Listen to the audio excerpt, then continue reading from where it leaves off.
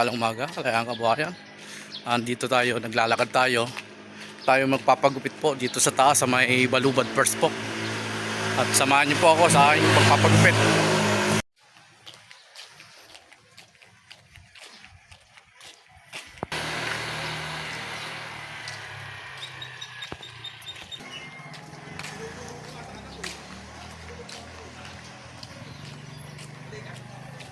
Sa barangay Balubad First, nandito po si Konsihal Nelson, si Kuya Tony, ayan, ang pinaka head ng hepe.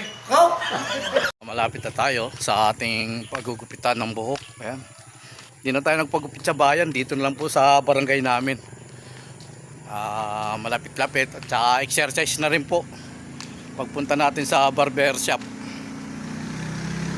Dito na tayo sa pagupitan. Dito na po tayo sa pagupitan ng barbershop.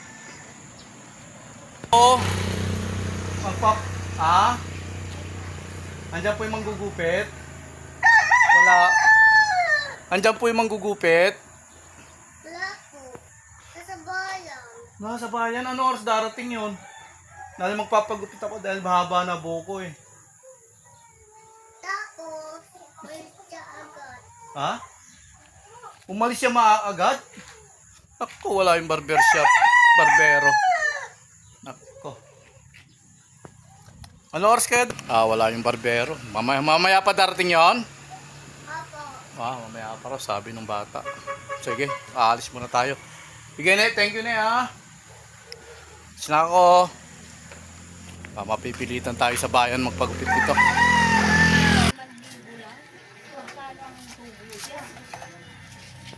Magpagupit na tayo.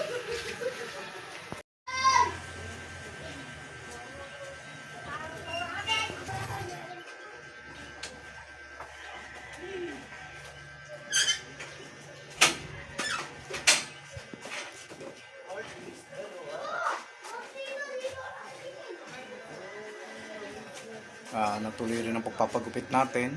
Ito, galing tayo sa taas dahil kanina sarado pa tong barbershop. Pumunta tayo sa taas, bukas rin, wala rin yung tao, kaya bumalik tayo rito. Yun, bukas na.